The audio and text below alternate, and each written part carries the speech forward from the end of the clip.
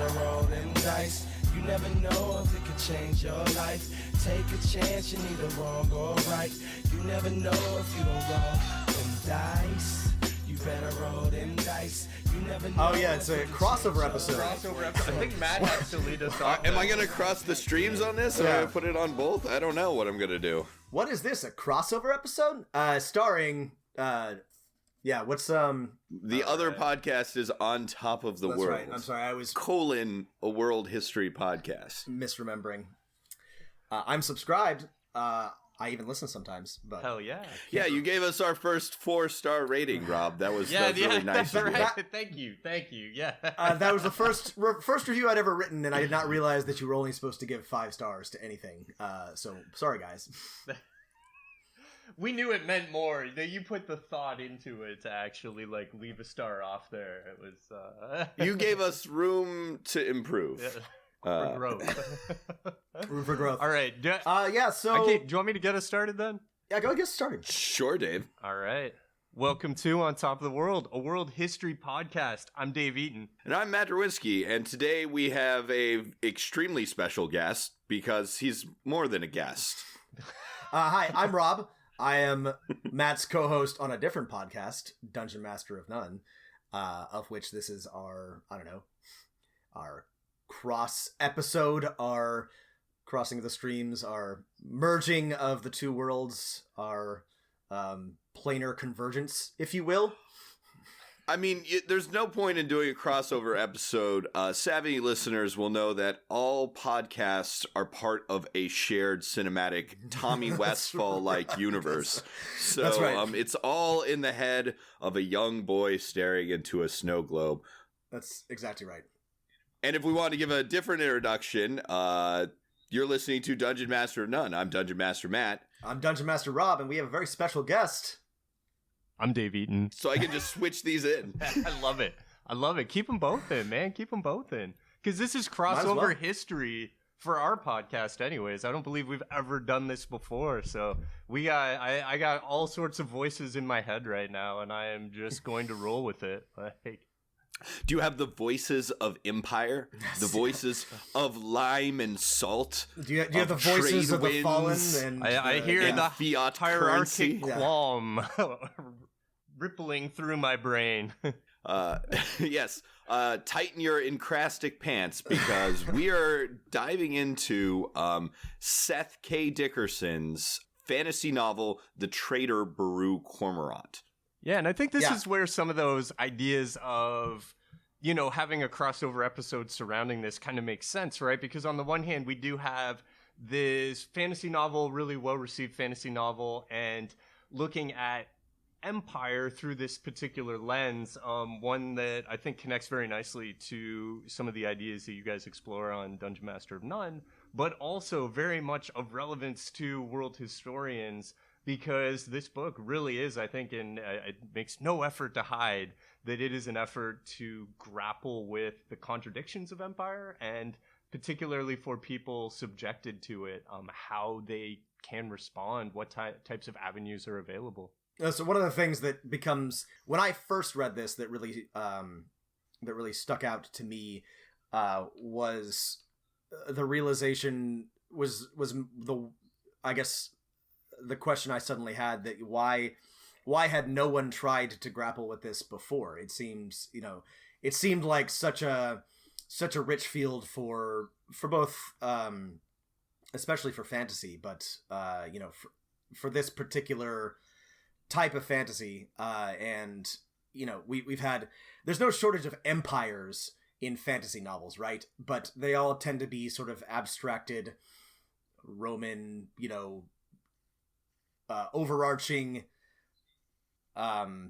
just forceful militaristic types, and there's so much more to it than that, and I was incredibly impressed by the Traitor Baru Cormorant when I read it, and thought that it was incredibly valuable to the fantasy space, but also useful, for thinking about history, which is sort of where we came to this.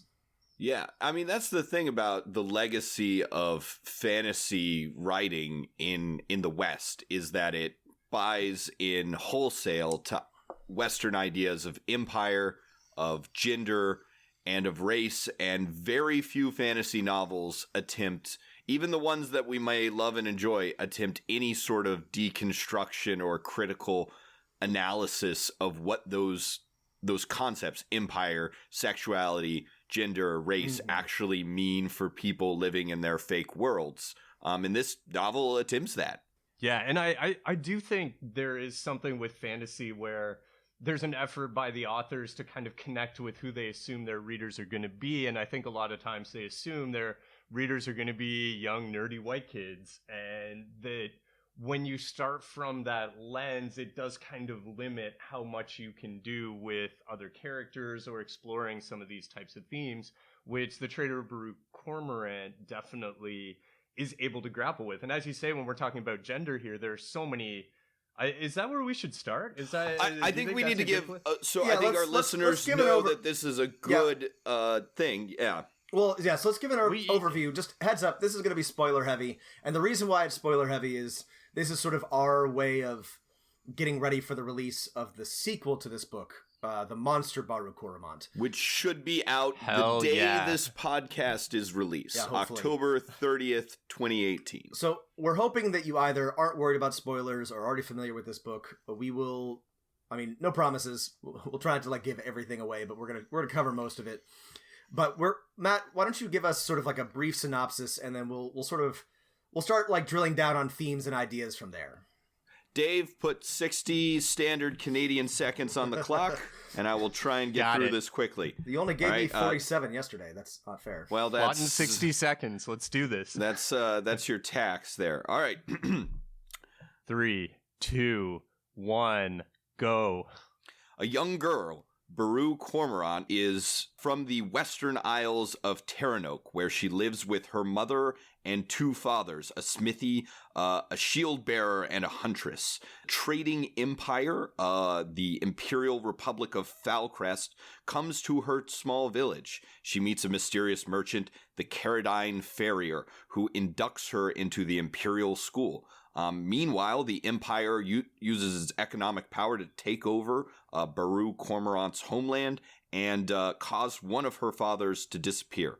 Baru rises through the Imperial ranks, passes the examinations, and lands a position as an Imperial accountant for the Empire's troubled province of Arduin, a sort of weird fantasy French matchup. Baru Cormorant uses some really cool economics and fiat currency and things to suppress a rebellion before falling in with the rebels and falling in love with Tane Hugh. She leads rebel armies. God damn it. Well, she reads a bunch of rebel armies and some more shit goes down and there's a lot of twists and turns. And it's really exciting. And that's it. One critical thing. So that's the basic idea.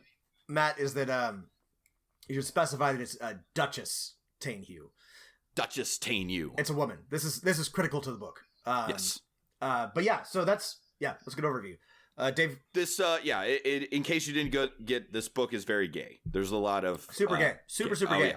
Yeah. This book is also just on sort of a more lighter note. This book is extremely horny. In a good way, in a very positive way. It's a very Look, listen, I mean, we're all guys here, so without being too, we're not trying to be too lewd or weird, gazy, whatever. But reading this book should make any normal human being horny. It is a positive. It's there's a positive horniness, not a weird horniness. It's a good representation of different sexualities and sexual identities, and it is rare in a fantasy book to have even any sort of sexuality that isn't weird and gross. So major ups to the Traitor Baru Cormorant for representing that across multiple avenues. But yeah, it is a very horny book. Well, and they do. I think Seth Dickinson does a great job of kind of building that up as a critical theme to this book. That again, for Baru, there's this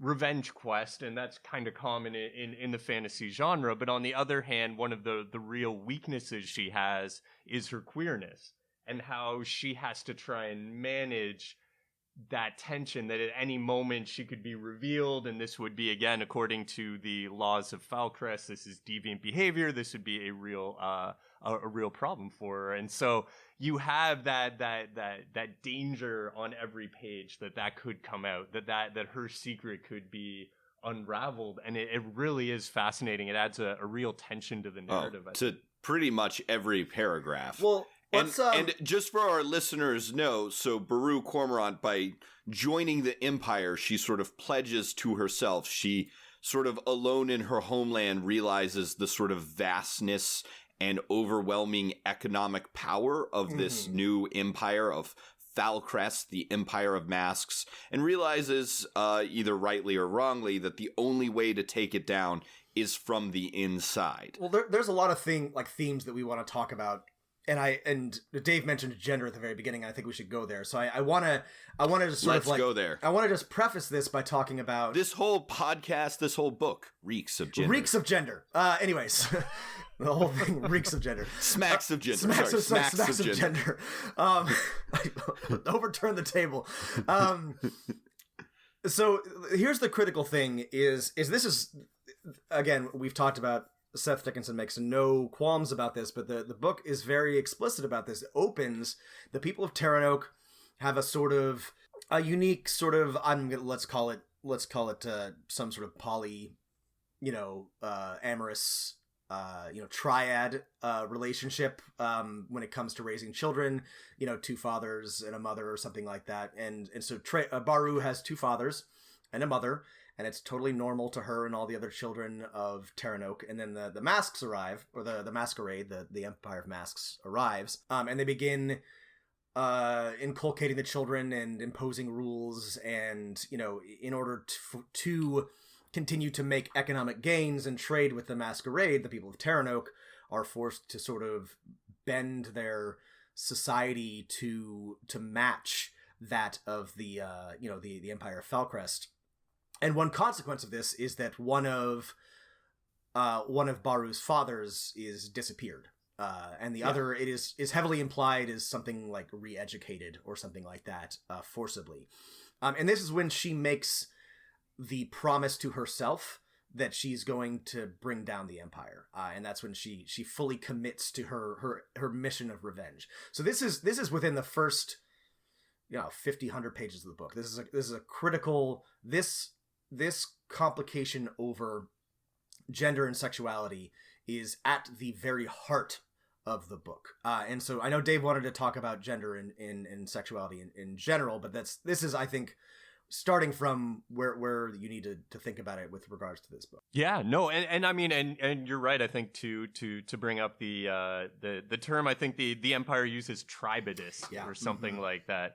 And so the argument is the law that of strict limited inheritance dictates that all family units should be, one man and one woman. And this fits into the kind of genetic science, pseudoscience, scientific racism that is very much practiced by the leaders of this empire. And, I think, again, with the gendered stuff, there's so much really just subtle kind of casual events that really reveal how damaging this process could be. And the one I'm thinking about involves a cousin of Baru's, who is found to be to have deviant urges, and ends up the plan, at least for one of the Falcrest teachers, is to kind of sexually assault her as almost a form of therapy, at least in the eyes of the Empire, but obviously in the eyes of Baru Cormorant, this is kind of an inexcusable sexual assault. And so one of her first connections with Aminata, who we can talk about a little bit more later, but part of what she's asking her to do initially is to help fend this off. And when we think about residential schools and their history in the United States or Canada, when we think about those dynamics of power and the way ideology of empire could be used to kind of twist people's perception of what was normal in their own culture or what type of behavior was appropriate, I really do think this does a nice job of, just in some of these vignettes of day-to-day life, kind of bring that right to the surface. And yeah, that was one example that I really thought was well written in terms of exemplifying that idea. Yeah, I mean, so we as historians know this, but not everybody. You don't really get in most primary schooling a good education in a lot of the subtler and more insidious forms of control that Empire forces on people, and that includes things like forms of categorization and medical and hygienic controls. That was one of the really interesting things about the Empire of Masks, is these people who force social adherence to the Falcrest way are called social hygienists, or it's all about a hygienic lifestyle, and that word is very chilling, and it's one that's used in a lot of imperial documents in history. British and French empires in India and Indochina were obsessed with hygienics and with cleanliness and with imposing a sort of medical doctrine on the people there. And this I found to be particularly compelling and also chilling in the Traitor Baru Cormorant. Yeah, this whole idea of hygienics is sort of it's broader, right? In that the Empire of Masks brings some basic knowledge about disease that maybe the people of Terran don't really have. We find out later that the Empire of Masks will use that as a weapon when it needs to.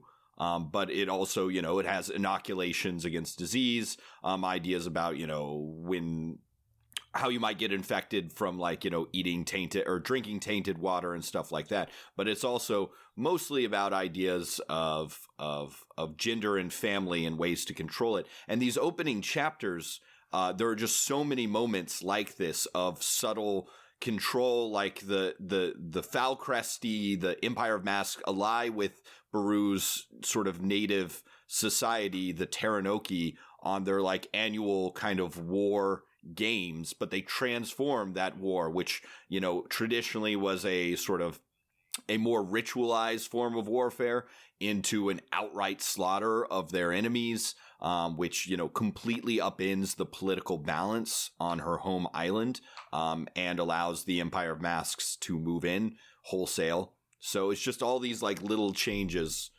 cascade, and by the time Baru Cormorant leaves school, basically her homeland is gone in a way, right? But one thing I do want to point out that I really like, and kind of as we move forward in the book, you begin to see examples of this, is there's still a very rich variety of different gendered behaviors that you encounter in the book that are really, really fascinating to me, and suggest that the Empire's view is certainly not the only view, but it's not even the only necessarily prevalent view. Oh, that's a great point. And one I do like is there's an example drawn here where Baru has to learn how to paint a mask on her face to disguise herself after her duel with the governor. And so she's trying to kind of conceal herself, and she needs to use makeup, and she doesn't know how. And there's this just casual aside that, how do you know how to use, this makeup so well? And she says, oh, my parents learned it from the lawmen. And she's like, and just in her mind, she's just like, oh, the lawmen, they're people with a non-binary gender who are masters of using makeup so that they can pass as either men or women when they're on ships in areas controlled by the Empire. Yeah. Which, again, is just a fascinating but very useful aside. And I remember reading an analysis of some Star Trek The Next Generation episodes, and they were saying, listen, there are so many places in that show where they could have just said, okay, this Romulan is fleeing from his homeland because he was persecuted, say, for his homosexuality. And Star Trek could really use those asides to kind of make a kind of case for what's normal, what's appropriate behavior, all that, but they didn't do it. Because at the time it was made, I think the producers of Star Trek didn't think that the audience was ready for it. The Star Trek writers have been cowards so many times, especially in the 90s, early aughts, when they had a chance to do something great. Yeah. But, yeah. Sorry, did I just dredge up some old wounds there? I'm sorry. No, it's fine. Well, and I think this is a good point to make a broader point about the Traitor Baru Cormorant. If you're reading this book, just sort of a general warning, like this book is so fucking dark in so many places. As you're reading it, you get this overwhelming feeling of the totality of empire, and relating to our point on gender, right? Ideas of what is hygienic from this imperial force, the Empire of Masks. But as Dave said, right, and this is, I think, a great lesson for anyone who's listening to this podcast to think about world building, is constantly and you sort of have to look for it a little bit. There are these asides of these alternative ideas of this conception from these non-binary people that trace their origin back to the Oronati, a sort of Carthage-like set of confederations set up against the empire, or you casually run in and find there's still a people called the Belthics, who are hunter-foragers still living in the land that is nominally controlled by the empire, to the Imperial Navy, which has sort of a different gendered hierarchy than the rest of the empire. That is in some ways subversive to mainstream imperial ideas. I mean, it is a very dark book, and I think as I keep saying, it's a very clear-eyed vision of what is so terrible and insidious about the way that empire enacts its will on people. The beginning is again, there's plenty of very sad parts of the book, but the beginning is very sad.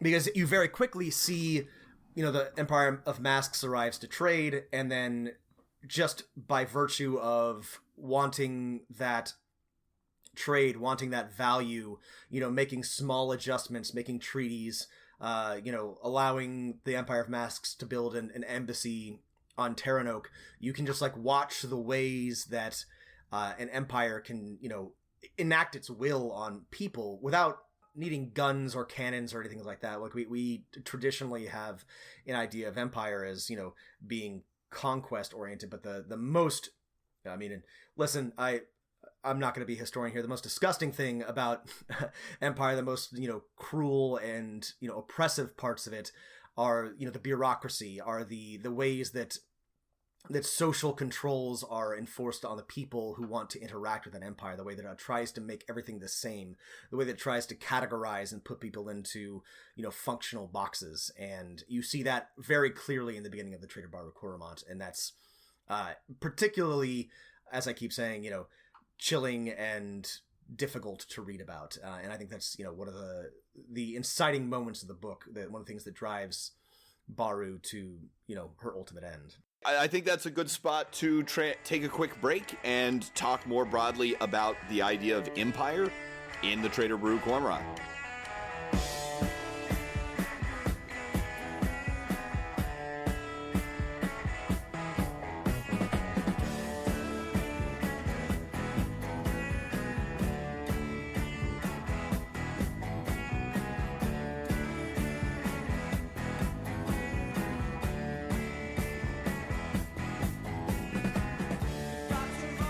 The Imperial Republic of Falcrest, the Masquerade, the Empire of Masks, is a sort of unique world-building thing in a fantasy book. This is an empire that rules not through its magic or overwhelming military power, but through its bureaucracy, its technocracy, and through its currency and economic might. So there's a lot to unpack here, Matt, in the discussion of empire in this book. Matt, I know you want to talk about fiat currency. Do you just want to go nuts on that and just the fiat currency is I would say the episode regarding fiat currency is the climax of the book. So let's try to we're gonna come this to that. This is the nerdiest thing you could ever base a book on, but it's also incredibly cool because it lets Baru Cormorant, our protagonist, have a skill set that is not sort of the traditional protagonist hero's skill set. Is that she's good at math and geometry and calculus and economics, right? Mm-hmm. She's really good at logistics. Yes, she is. It's incredibly difficult to write a book in which the protagonist genuinely outsmarts their foes. That's just like a very, very difficult thing to write convincingly, because you, the writer, have to be smarter than your protagonist somehow, and smarter than everybody who's reading it. And this pulls it off very well. It's also a totally unique approach. Nobody has, as far as I know, tried to make accounting the centerpiece of anyone's heroic journey, but it happens here. So if you are excited about actuarial gymnastics, then this is the book for you, folks. If you want some exciting double column bookkeeping, it happens, and it is actually genuinely exciting. Yeah. I mean, it's hard for me to judge, but I'm a little too close to it. But yeah, no, it is exciting. But the thing, and we're slowly, we unfold this idea of the Imperial Republic of Falcrest. We learn that they sort of are ruled by ostensibly an emperor and a parliament, that they overthrew their own corrupt aristocracy, and through their sort of ideas of science and reason are slowly taking over a I got the feeling of like half Indian Ocean, half Mediterranean Sea region of the world. And they seem unstoppable, at least to our protagonist. From what we're led to believe, there's one loose federation that lost a war to them and doesn't seem capable of standing up to them in the future, and they're on the rise and unchallenged in this region of the world. They're really like we mentioned before, into very much remaking things. They rename Baru's homeland Terranoke Southward, sort of a generic imperial name. And one of the things I really wanted to talk about in the way their empire functions is that we learn about, we get some clues early on, but we learn about halfway through the book that the empire is actually controlled by a shadow council of, I forget their exact name, of uber technocrats who balance each other perfectly and have cool names like Caradine, Farrier, and Agonist, and Apparator, and things like that. And Baru's goal is to ultimately join this elite shadow council of prime movers of imperial strategy. What did y'all think about this sort of approach to imperial power?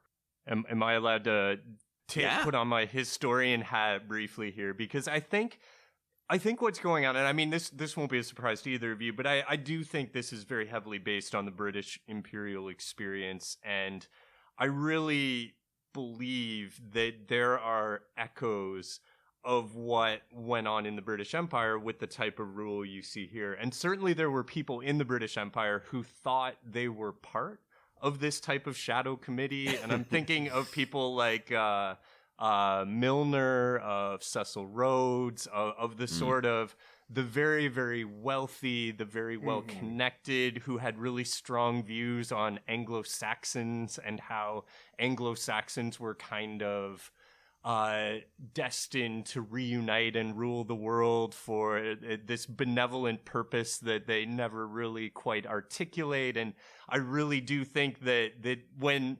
Because Baru Cormorant, she talks to her servant, and she describes the Empire of Masks as a cryptarchy, the rule of secret. Oh yeah, they're cryptarchs. That's what they're called. That's right. Cryptarchs. I love that. Which is such a cool fucking name. Good word. He comes up with the coolest name for basically everything in this book. So I love that. I really do, and I think that's where that's coming from. Yeah. And I keep like hammering this point, but.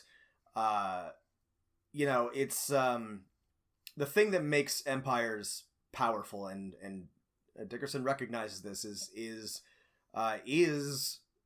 organization. It's bureaucracy. It's forms and letters, and really like tedious methods of control. But they allow you to administer, extend your power across such a broad space. More so than the sum of your cannons, or even necessarily all of your wealth. And the Empire of Masks, especially once you learn that it's really these shadow technocrats behind the scenes, that really embodies that type of, like Dave said, British, late, French, German empires, all of these, very, very structured and rule-based, hierarchical, methods of control and imperial projects. Cecil Rhodes is definitely an interesting person to bring up here for sure. And one of the interesting things in asking these big questions of empire is I noticed at the very beginning of the book, Baru, as a child, echoes kind of a question that we've seen in a lot of popular writing about history. She asks her mother, why did the Empire of Masks, why did they come here to Terranok? Why did our traders not come to them? Like, why are they here and why aren't we there? Like, why are they more powerful than us? And Seth Dickinson's answer is definitely, for Empire, it's organization. And he's on very solid ground with that. And I think that's missed in a lot of the heroic epics, right? When fantasy... Seth Dickinson's better than Jared Diamond at this. Oh, no. Yeah, unfortunately. Oh, Jared. Well, and this is also, this is something that I think is, really worth discussing. The way that, say, the census, the Baru Cormorant kind of manipulates to get a read of Erdwin and try and get a sense of who might be loyal to her, or the way that, there's echoes of this type of stuff in, a book I might recommend later, like Nicholas Dirk, Casts of Mind, where he talks about how census categories help the British identify and then rule a variety of people through India. And Dirks' argument is certainly that in a lot of ways, Empire created caste divisions in a way that hadn't really existed before. And, that use of bureaucracy as a tool of governance, I think is, again, I see Erdwin as a bit of a sort of stand-in for India in this case. I don't know if that's entirely accurate. I was trying to, wrap my head around. Just for our listeners, a great majority of the plot takes place in Ardwin, which is like Baru Cormorant's homeland of Terranok, a recently conquered imperial province. It's difficult to be conquered, though, because it's ruled by a group of like 12 or 13 competing feudal dukes. It is a little like India in that there's a huge diversity of terrain and stuff. I also got kind of echoes of France in that there's like olive oil and wine on the coast and, grain in the north. This is one of the bar for this is very low, but one of the subversive things that Dickinson does in this book, in that the masks are ambiguously brown, and they are the ones doing the European style conquering. And so this is a very easy pole shift, but Matt is right in that Erdwin is vaguely Northern European. It's cold and rocky, right. And there are recognizable feudal structures, right? Duchies and dukes and things. Iron and fish and salt and things, and but Dave is right in that the relationship is very much like that of Britain to India. Yes. Yeah. Since we're talking a little bit about the setup of the Imperial Republic of Falscrest, but is the Empire of Masks too evil, too perfect as a conception of empire? Because at least from the perspectives we're giving in the book, their rise and power seems completely unstoppable. They're developing human weapons of conditioning and obedience that seem like they're ready to remake the very face of the world. Their rule by Cryptarch seems like it's infallible. Are they too powerful, too evil to be believable? No. I did not read it that way at all. I read it the very opposite way. Like Governor Cattleson, like He's such a great character. It can seem that way, but again, we're all historians here.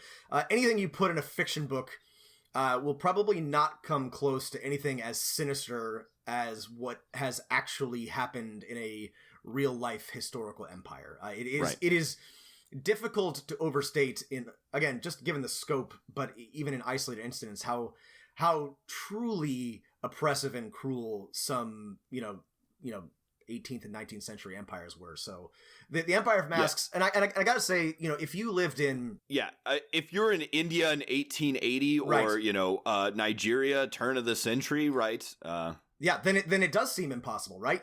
Because your scope, like you don't have the vision of European politics or like a world historical perspective. You just know that you're in India and everybody is trying to, you know, make the best of this, you know, sudden influx of foreigners, and it seems like their advance is inexorable and unstoppable. So I don't think that's in any way unrealistic. The only book I've read that has ever given me this like feeling before, I think, is Things Fall Apart. I wanted to mention this at the end. Am I allowed to push back?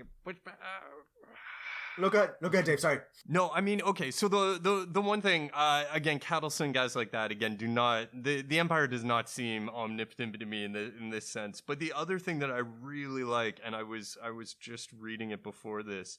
There's a line where Baru Cormorant gets the clarified purity cartone, and she basically asks him to tell her, you know, what he knows about her. And he has this this statement where he basically says, like, yeah, you're really, really smart, but you also struggle with this idea that anyone else can be an agent, and you might become a full-blown sociopath because of it. Right. And I love that term, because, again, there is this sense. And sometimes I think when we read this, you can get carried away with this idea that only the Empire has agency in this. Yeah. But I think part of what Dickinson's doing in that... Baru is a little metonym for the Empire as a whole here. Right. That again, you can't assume that only one group of people are agents in this process. And again, she's making choices throughout, even from a subservient position, that there are, you know, in Erdwin, there's so many different factions to be appeased and negotiate with, that I think the limits of imperial power are actually laid out pretty clearly. I mean, again, I know we've said spoilers, but the involvement in the rebellion of some of the highest officials in Erdwin, again, this really reveals again that the Empire of Mass might be more of a facade than it is you know, sort of unlimitedly powerful or something like that. Right, and we might as well talk about this now. We're going to have to talk about it eventually, but that's right. The thing. So, like, major spoilers here. Major critical spoilers here, but this is the big part of this, is that the weakness of the Empire is revealed quite critically in the book, because essentially Erdwin's rebellion or second rebellion more or less succeeds, only to be squashed because it turns out Baru Cormorant was a traitor. A traitor, like the title. They tried to tell you. They tried to tell you.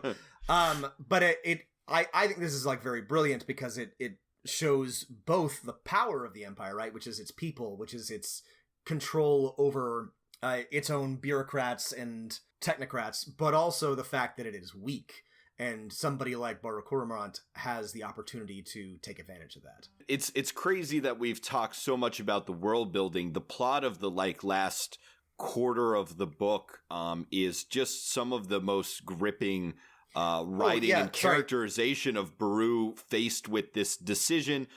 You know, as I mentioned earlier, she has fallen in with a rebellion led in part by the Duchess Tane Hugh, who becomes her, you know, best friend, confidant, and eventual lover. She has to betray all that for her dream of joining this mysterious cryptarchy of the Empire of Masks. Yeah, and we really should clarify that we're talking a lot about world building and about history, but this is just a great book, period. It's tremendous read.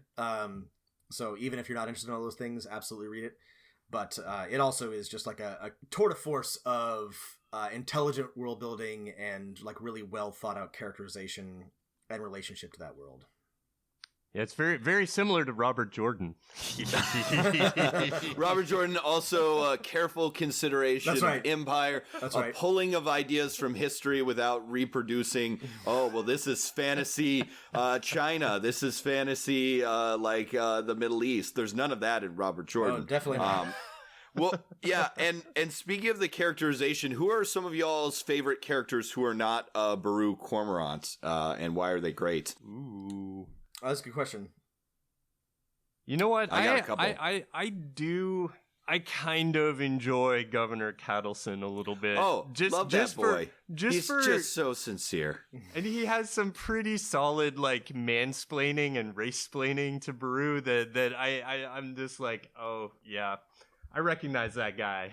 And he... yeah, your Tumayu heritage is just gonna, cause you to be... He totally calls her hysterical at one point, and this is another thing we didn't get to on gender, which is that even as the rebellion is rejecting some imperial ideas of gender, right, there are other ideas of gender that the protagonists, Tain Hugh and Baru, have to fight against, right? Mm-hmm. I care deeply for the opportunities we provide to those of less fortunate birth. Yes. I genuinely he is want a you to succeed. Totally bought into the romance of this provincial place, Ardwin, of its horseback riding and stag hunting and nobility, right? Which is an idea that for the Falcresti is bad, but he loves it, right? But he's also a committed imperialist. Mm-hmm. I'm a big fan of Cardine Ferrier. Just this, this big soft man who also happens to be, happens to wield, an impressive amount of power and is just like such a great face for the masquerade. Somebody whose real influence and power and strength, comes from subtle, soft forms of control. I think he's, he's a very minor character in lots of parts of the book, but I enjoyed him a lot. There are a ton of amazing minor characters who you don't think are going to matter at all, but then suddenly do. But no, I guess I gotta go with, since no one's brought her up, the sort of other protagonist, at least of the second half of the book, which is the Duchess Volchag, Tain Hugh, she's a badass brigand duke who loves her people and loves freedom and fucks around and smashes a lot and is a lot of ways an opposite of Baru in that she's a little more ruled by instinct and passion instead of numbers and nerdcraft. Mm. But yeah, she's amazing, and we would all die for her. She is amazing. There are some really great. I mean, every character is like really great in this book. But let's see, are there other things that cross over? The one other big thing I think of a crossover between history and fantasy world building. We talked about how characters can't see the limits of the action they're in, of the totality of the Empire of Masks, and how Baru is completely convinced they will control the world forever and ever. One of the other things that's maybe a little more subtle that I wanted to talk about is in characters' speech and actions, the sort of reproduction, whether wittingly or unwittingly, of Falcresti ideas of race and hygiene. Even people who are opposing the Empire, you can see Falcresti ideas infiltrating their way of thinking when they talk about race or bloodlines or hygiene. That's really interesting. Sorry, Dave, you have something on this? People who maybe didn't have the same ideas about race, like the rebel Ardwini talking about sort of the inheritance of different bloodlines, and even though like their whole goal in life is to get rid of these invaders, right? They have forever now picked up their ideas of race, even the ones who are saying they're fighting against it, which we could also mention the racism in this book operates in many ways exactly the same as racism in the real world, but in many ways it's very different. The evil empire in this book is obsessed with the strength of each bloodline and encouraging sort of a forced miscegenation, I guess might be the right term, in order to breed control into its citizens. They also have ideas about actions that influence the heritable genes or heritable cells of people. So they're very concerned that people don't do things that will affect their genetics. Actually, this makes me think of something No, this is a great point. This makes me think of something interesting about this book, and to me, this highlights the obvious, fallacy behind racism and sexism in general. But that one unique thing about the Empire of Masks is that it seems that women are definitely able to serve in both the military and in government to a more or less equitable degree, and also their ideas on race, as Matt mentioned, are weirdly based not around this color of your skin, but bizarre social functions and things that affect your bloodline, which I think highlights the just sort of arbitrary nature of how racism and sexism work, because there are still some like pretty ridiculous ideas in the book about among the masquerade about like what is good and how people should function and what your relationship to race and gender is. And I think this is a potentially very good like educational tool for thinking about empire and how a lot of bigotries that we are still dealing with in the 21st century came to be.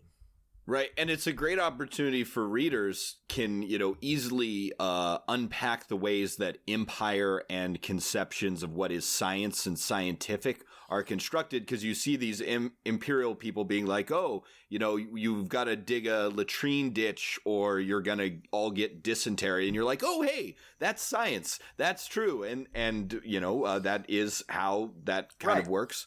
And then they also say, well, you better not do this one action because it will corrupt your heritable cells, and you'll pass that genetic information on. And they're like, in the book, they're like, oh, well, yeah, that's accepted science. Everyone knows that. And then we're like, wait a second, that's not how genes work. Right. Again, it's just none of this is particularly, if you've studied Empire, particularly groundbreaking. It's just so rare to see this in a fantasy novel. Particularly interesting and clever and well-written ones tend to have a pretty two-dimensional idea of what an empire is. And this is, as far as I know, one of the few, if maybe the only one, that deals with a lot of these more subtler aspects of how, especially like a colonial empire, deals with its subjects. And little things like renaming, race science, categorization, bureaucracy. It's very weird and creepy and insidious.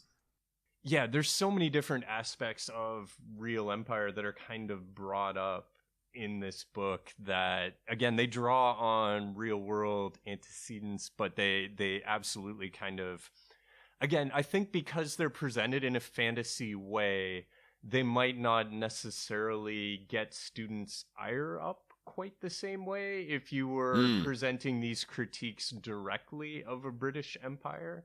And it might make it a little more universal and might offer a more accessible entry point. Because, again, you don't always encounter that, but every once in a while you might. And it certainly does happen in the context of teaching colonialism in sub-Saharan Africa, where many students will kind of, they'll say, well, yeah, the empire was bad, but on the other hand, the advanced technology that they had, like rule, was almost preordained, that it was almost inevitable that they would conquer and then subjugate. And like, but then they left and it's fine. And it's like, well, no, it's not fine. And here's why. Here are some of the elements that go beyond just the military and political aspects of conquest and get into the much more durable, I would argue, elements that remain. And one of the things that I love here is, again, in my Africa classes, I often teach a history of homosexuality in Africa as a sort of two-class arc. And you really notice a difference in the way people perceive homosexuality prior to the arrival of the British, the French, and the empires, and then after. And in a lot of ways, I think some of the demonization of alternative forms of sexuality is really, today, it's endemic across sub-Saharan Africa. It's very, very common. The level of homophobia there is often far, far greater than you would experience, say, in Canada or the United States or Europe. And it's, to me, it's, again, one of these legacies of empire. It's something that changed. Prior to that, you have, certainly in Kenya, among the Kikuyu, you have female husbands. Again, these aren't necessarily homosexual relationships, depending on the way they're sort of the sort of details of how they're brought into being. But again, there was some space for that type of thing that will be ruthlessly stomped out by the British. But one thing, am I allowed to ask a question here? Because this is something that I find There are no rules here, Dave. Do whatever you want. Okay. So what is up with... Is it an encrastic question? It is, because it's oriented around this issue. What qualm do you ask? Can you recite the imperial hierarchy? Something about those who serve Order the throne are blameless. To chaos, Dave. Order is preferable to chaos. All right, but here's the question. In the British Empire, one of the big things that they committed to stomping out was female circumcision. This was super common in Kenya. Any indigenous African society that circumcised women, for whatever reason, the British found that a real problem. And in their schools and everything, they tried to stamp that out. Here, in this book, you see sort of the opposite. That, again, that's a punishment that is handed out by the empire for those who are unhygienic. And I was wondering what is going on there, because that to me is kind of a fascinating deviation from my understanding of the way empires operated. And I didn't know if you guys had any insight on that or had noticed that, because to me that was just a little bit different than I would have expected if this was based on kind of a British imperial model. What that makes me think of is not so much the function of empire with regards to forms of social and medical control. That and what happened to Baru's cousin at the beginning makes me think a lot about just the general terribleness of medical science in the 19th century, ideas of hysteria and all these awful treatments for women, often, rape and sometimes circumcision or other sorts of, surgical procedures that did nothing and were awful and punitive in nature. I don't know, even going up to lobotomies done to women in the mid 20th century. So I'm not sure if this is necessarily, I'm not sure if there's anything, well, one, I'm not sure that Seth Dickinson is necessarily trying always to say something about colonialism, but I think here what it makes me often think of is the relationship to just medical science in general, not necessarily the way that it was practiced in the colonies, if that makes sense. Yeah, it seems like the book's drawing very much on Victorian ideas of sexuality here. Yeah. Oh, for sure, yeah. Okay, I think this is a great stopping point to take one final break. We're going to come back. We're going to talk about using this book in the classroom, any other odds and ends we have, some criticisms, and our hopes and dreams for the next book, The Monster Baru Cormorant. Stick around. Yeah, I'm out at Brooklyn. Now I'm down in Tribeca, right next to the Narrow. But I'll be hood forever. I'm the new Sinatra. And since I made it here, I can make it anywhere. Yeah, they love me everywhere. I used to cop in Harlem. All of my Dominicanos right there up on Broadway. Pulled me back to that McDonald's. Took it to my stash spot, 560 State Street. Catch me in the kitchen like a Simmons whipping pastry. Cruising down So Dave has, we're back, and Dave has already written 3 different syllabi based around this book to teach at the 400 level class. The first one is called Cultural Marxism and the Traitor Baru Cormorant, a deconstruction of gender, race, and empire through a social justice warrior lens. Dave, tell us about your class. I kind of want to title the class after a quote from Jay-Z when he visited a Chicago public school and was like, well, not everyone can be a rap star. If y'all want to be an accountant, that's cool too. I'm like, not everyone can be an imperial accountant. If you want to be a Navy lieutenant, that's okay too. Yeah, that's fair. So what I wanted to talk about here is just that, again, I mentioned it before the break, just that in some cases dealing with real world situations can be difficult for historians. Sometimes it can be because these are political, very politicized situations that can really determine student responses in ways that can be very problematic. In other cases, it can be a result of the historical method. That, you know, if you want to uncover what's really going on in a dictatorship or really going on in an empire, oftentimes you're limited to types of sources that are very supportive of those things. And trying to break free from that can be a challenge. And one of the things that certainly in African studies has been very common is to incorporate fictional examples, use literature to kind of exemplify larger truths, even if they aren't necessarily oriented around specific individuals or specific moments. And I've done this on a number of occasions in my African history classes, and I think it's something that world historians, it might be worth taking note of, because I think there are opportunities when it comes to this. And yeah, for me, the books that I have used have been the one I do love. I actually love A Man of the People by Chinua Achebe. This is his look at post-colonial corruption, post-colonial challenges in the aftermath of being granted independence. And then the other book is The Wizard and the Crow, which is Ngugi wa Thiong'o's very kind of surrealist interpretation of life that's clearly based on Kenya in the 1980s. Again, Kenya in the 1980s, it's a hard place to get good information out of. You don't have the same level of archival sources. You often have very problematic memories of it. But this book provides this just excellent metaphor for the advent of the democracy movement and the way it's sort of the way the state tries to exert control over it, the different factions within that state, and all that interplay, I think, is actually a very useful teaching tool for helping students understand that moment. And then my last point before I turned over to you guys, but for me, the Traitor Baru Cormorant would be an excellent way to introduce imperial themes to students, to give them an idea of empire that goes beyond just the bare bones military, political, even economics, and gets into a more fine-grained analysis of some of the cultural changes that were going on, some of the ways that societies were rewrote through their encounter with an imperial power, even if they weren't directly having guns pointed at them all the time. And, you know, the choices that Baru Cormorant makes are so gripping and work so well in this fictional setting because they reflect, I think, the very real anguish that many, many people of color experienced as they tried to choose, you know, how much do I side with this empire to try and access its strength? Again, there's countless societies that you could look at as experiencing similar trauma at the moment of imperial conquest.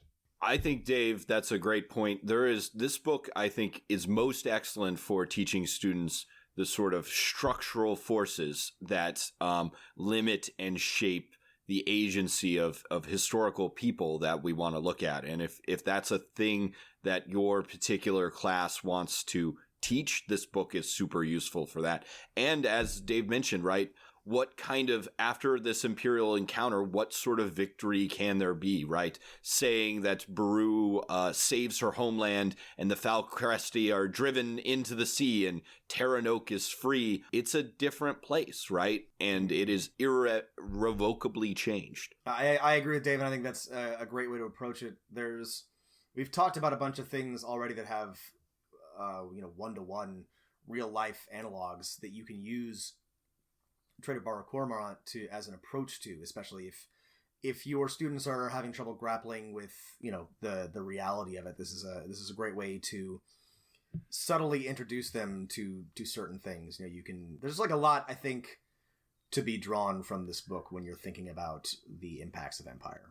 Well, what about on the non-history side, Rob? Like if you were teaching this in some sort of class on how to be a dungeon master, comparing the world building here to, say, The Wheel of Time or The Lord of the Rings. Well, so what I think, from an author and a DM perspective, what I think is very, very obvious and impressive and valuable about Seth Dickinson's approach to this book is that he leaves a lot unsaid. It's obvious that there's a deep and rich world going on outside of what happens in the Traitor Baru Cormorant, which has tons of engaging world building, but there are things that are referenced offhand.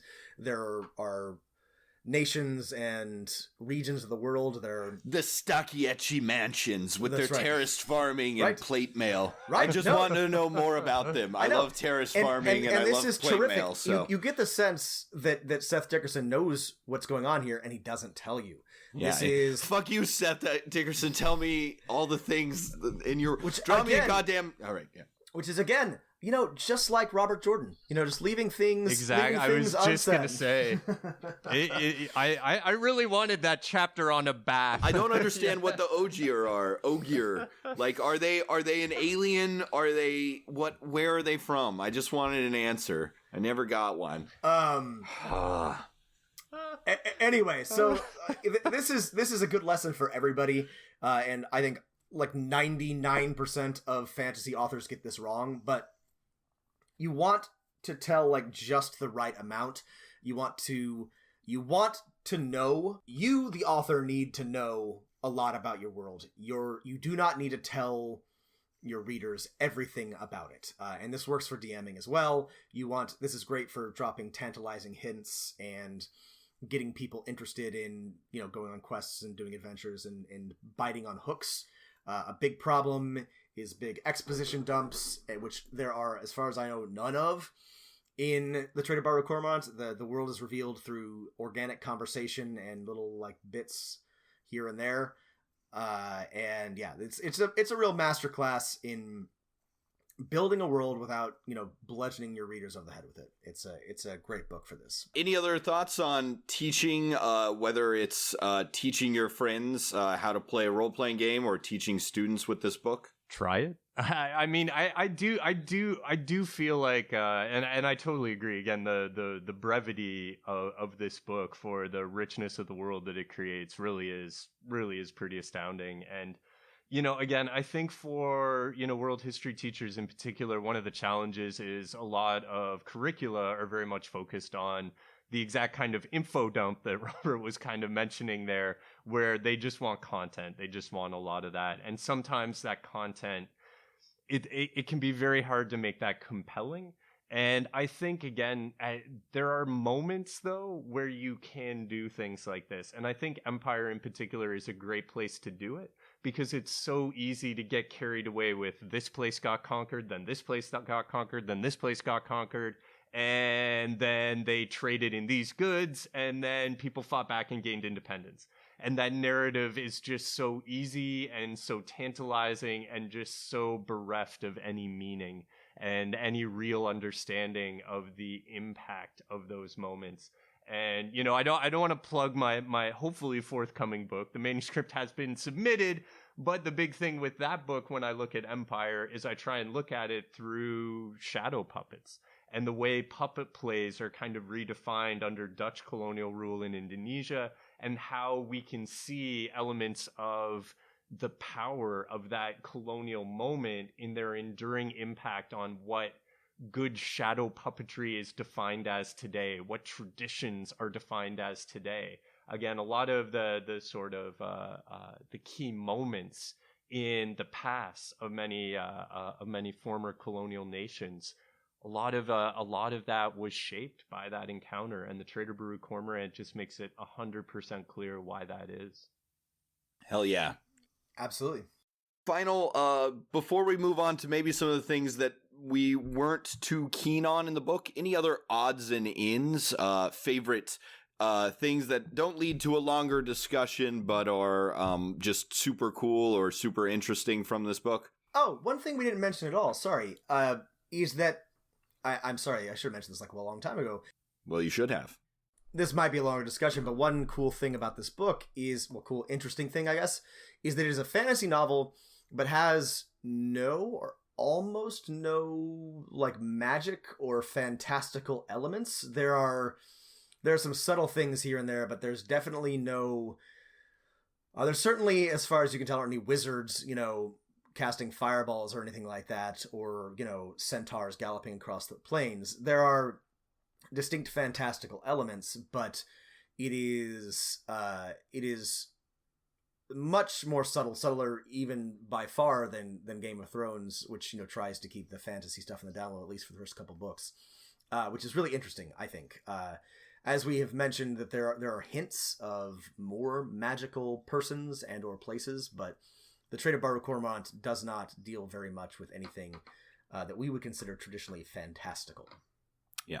One of the other, I think that's a great point. One of the other things that is so hard to do in a fantasy novel that this one does so well is that all of the places and languages and cultural traditions feel very real, but I think maybe, as we haven't mentioned, they don't map one-to-one onto anything else, right? We've heard you've heard us describe Ardenwein as a mix of maybe France or India or a dozen other things, and Baru's homeland of Terranoke is a mix of I don't know, Polynesian and classical North African and just a ton of things, and it's not one thing, and that's really refreshing to see. They all feel very real without this being like, well, you've arrived in fantasy Scotland. Well, this is another tiny thing is, Terranoke's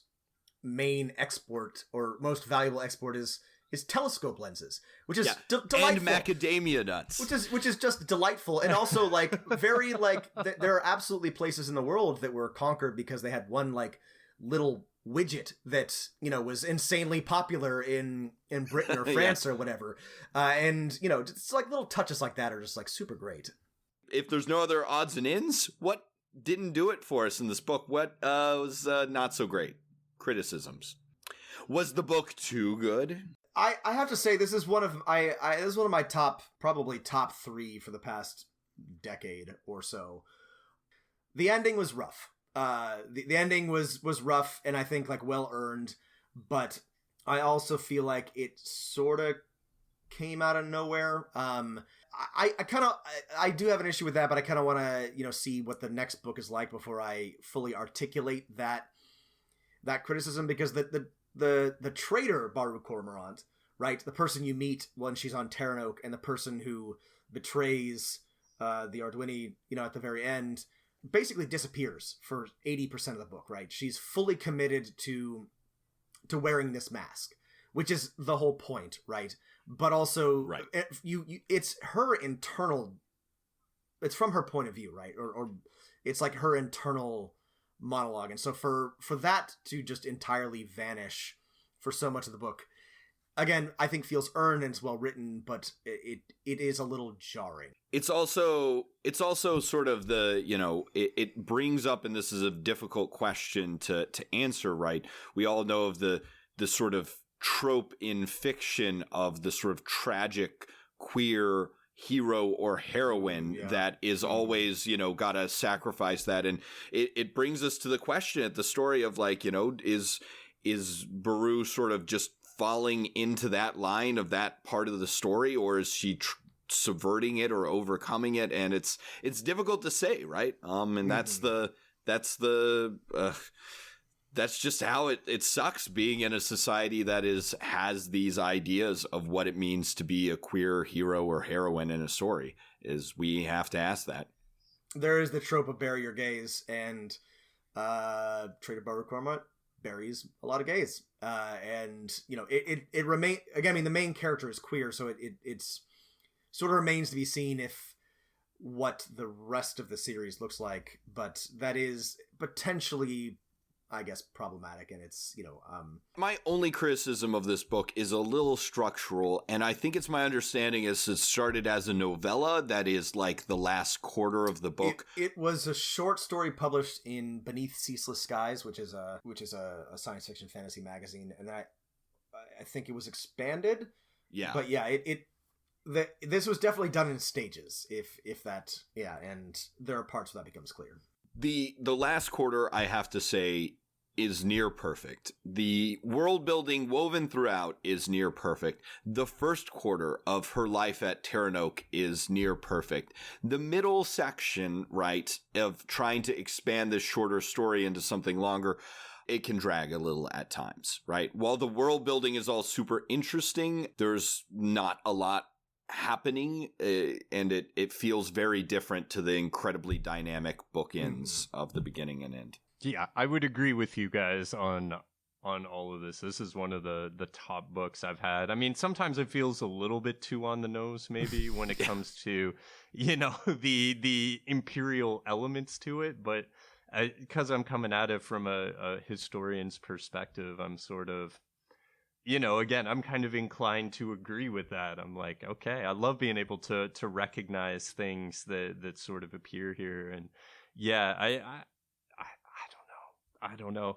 I mean, yeah, what is it? The Illikari? Illikari? The priests? That was one thing that I don't know, but I don't know. The suppression of the riots and that type of thing with that acid that burns and people get identified by that, all of that. I was like, but I don't know what I want to say. That whole subplot not subplot. I guess it was an integral part of it, but yeah, I don't know. Did that have magical elements in it? I can't remember. So the Illikari supposedly, and this could be, you know, priests claiming they have abilities, and they don't, said that they can tell if someone is lying or not. Is that a magic thing given by their gods? Or is that, you know, they've just thought a lot about whether someone's lying or not and believe that they're pretty good at telling when people tell the truth? Right. It's unclear. I like that while there are rumors of magic, the sort of protagonist never looks to like, oh, only magic can defeat empire, which I don't know if I want to get into criticism of other literary genres, but resistance to, you know, oppression remains rooted in human action and human decision, which is always kind of nice. So I want to bring up another book very briefly here at the end. Have either of you read Robert J. Bennett's Divine City series? No. Tell us. No. So I really like these books. I don't think they have quite the nuanced perspective of empire that the Traitor Baru Cormorant does, but the central conceit is that there's this a continent which is ruled by gods that conquers the rest of the world, and then the island that the protagonists come from develops a technology that allows them to defeat the gods and reverses this sort of colonial endeavor, you know, conquers the continent and brings it under their control. And it deals very interestingly with, I think, with both that colonial legacy and also the way that history reflects the way memory is created, right? Memory and history. Again, they're a lot more fun than the Traitor Baru Cormorant. They're very good books. I strongly recommend you read them, but they're not quite as grim. They're a lot more adventure-y, swashbuckling books, but Bennett deals with questions of history and memory and empire pretty interestingly as well. And that is something I would recommend if you're interested in these questions, but maybe we can read that and talk about it at a later date. But this is the only other book that this makes me think of. Excellent. I got to check that out. Dave, do you have a recommendation for us? Is it one of the books you've mentioned before? Ooh, I would love a history book recommendation, Dave. Can you give us something to read? Or The Wizard and the Crow? What are you going to pick? Yeah, Ngugi wa Thiong'o, Wizard and the Crow is again excellent look at, you know, Kenya in the 1970s, 80s, maybe early 90s. That book, outstanding. Everyone should read it. I love it. Even though, as I say that, I'm like, it is a bit of a chore to read. It is not accessible. It makes no bones about that. It can be very tough to make sense of, and I still struggle with it, honestly. On the other hand, if you want a book to struggle with that is pure history, and I would strongly recommend Nicholas Dirk's Casts of Mind. And Casts of Mind, again, is very much about the power of data, the way that communities were forced to define themselves by a British administration in India, how this drew new lines between the castes that maybe hadn't necessarily been nearly as rigid before. And to me, that is the essence of imperial power in a lot of ways. And again, it stems directly from the same type of themes that you see with the Traitor Baru Cormorant, the way data can be weaponized as a form of power. So yeah, I would Nicholas Dirk's Casts of Mind would be that one. Matt, what do you got? Yeah, let's see. I think since you guys have talked about Empire and stuff, I'm going to bring up a book that definitely centers race and gender in the context of Empire in a different imperial setting, and that's Anne Twynham's Purchasing Whiteness, Pardos, Mulattoes, and the Quest for Social Mobility in the Spanish Indies. It's a great book about how the sort of people in the Spanish Indies were able to maneuver themselves socially in what, on the surface, from sort of an imperial perspective, look like hard lines of race and gender, and how, on the ground in Venezuela or Cuba or Mexico, these lines look much different. From a different imperial time period than I think a lot of what we've been talking about, but it's a great book. Highly recommend it. Anne Twynham's Purchasing Whiteness. So I'd love to close out. So as we release this episode, if you have read The Traitor Baru Cormorant, you can go straight into reading the sequel, The Monster Baru Cormorant. Hopes and dreams for the sequel, my friends. I'm so interested to see what Falcrest itself is like. Of course, we want to see what the Empire of Masks looks like. I want to see that social. What sort of hierarchy and divisions are there inside the Imperial Heartland? Which, from the periphery, right, we can't see it all. Which is not a criticism of the first book. It's just we can't see those. I would love also to see Baru start dismantling things from within. Taking her rightful revenge, though I fear we may have to wait for a theoretical third book for that to actually happen. If I have to wait that long, it's going to be so rough. Wait. You guys know there's a fourth book now, right? What? Yeah, they're doing 4. Ooh. Wait, Seth Dickinson is already, It's a quadrilogy now? Quadrilogy. And you know what? I bet this next book is going to be Baru compromising on everything, gonna have to buy into the Empire, gonna have to do even more bad stuff. Just looking at the title. Yeah, I'll tell you what I would enjoy is for Baru to meet somebody who's her equal, right? Because almost nobody in the Traitor Baru Cormorant is anywhere near as smart or ruthless or cunning as she is, with, I don't know, some very minor exceptions. And so it would be interesting if she gets to Falcrest and finds that, she can't just outsmart everybody, and she has to maybe, like Dave said, compromise and possibly do some things that she's not proud of to advance her mission. So yeah, she needs a villain, doesn't she? She does need a villain. There isn't really. I mean, I guess that cryptarchy is sort of the villain, but it's kind of, I don't know. It needs it's needs odd a face, in that, isn't right? it? That a lot of fantasy. Yeah, she needs somebody. Like she has a nebulous enemy, but we need a face of the masquerade, somebody, a villain to challenge her, right? So I'm hoping we're introduced to that person in this book.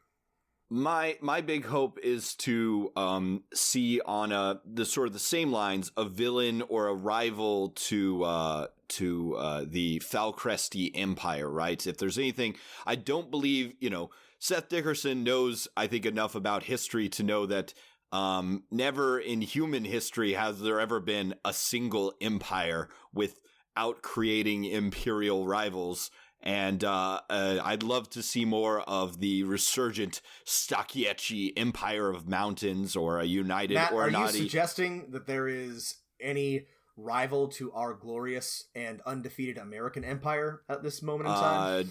No, I would never suggest that. I am very hygienic. My thoughts are encrastic. If you're listening to this podcast, NSA. If any of the purified are listening, please know.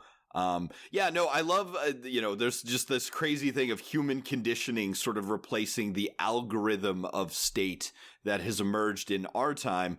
One thing that I'm afraid, and I don't know if I could make it through the book if this happens, if Baru Cormorant goes through a lot and like her life is pretty shitty, and if like she gets like tortured in like one of the imperial conditioning cubes or something, I'll probably just throw the book down. I don't know if I can deal with that. So life's too short to be miserable reading books. We'll find out October 30th. We will. That's right. Happy Halloween. Happy Halloween, everybody. What's your Halloween Baru Cormorant costume going to be, guys? Because I know I'm going as a character from this beloved novel series that everyone will recognize on Halloween night. I'm just getting a purge mask and pretend that's what the masquerade wears, and then yeah. Actually, this novel becomes very funny if instead of you see the Empire of Masks, everyone wearing these smooth steel sort of masks. You imagine them all wearing silly Joker clown masks. Yeah, that's right. They're all wearing purge masks. They're all wearing Nixon masks. All right. Well, we have a lot going on here. Thank you all for listening to the inaugural crossover episode of On Top of the World and Dungeon Master of None. Thank you, Dave. We have crossed the streams. We will never do so again. Hell yes. Yeah, it was fun, guys. We've opened a portal. But yeah, thank you all for listening, and please leave a comment and a review, and email Matt, because he's the only point of contact between these two. So if you have complaints, definitely email him and not me. Definitely. I'm a bridge between two worlds. I'm a liminal space, you could say. I'm a transnational podcaster now. Yep. So, but yeah, thanks all for listening, and see you all next time. Keep rolling those dice or doing history, depending on how you access this podcast. Yo, Percocet, Miley Percocet, Miley Percocet, rep the set, gotta rep the set, chase a chick, never chase a bitch, chase no bitch, mask on, fuck it, mask on, mask on, fuck it, mask on, Percocet, Miley Percocet, chase a chick, never chase a bitch, chase no bitch, 2 cups, toast out with the gang, from food stamps to a whole nother domain.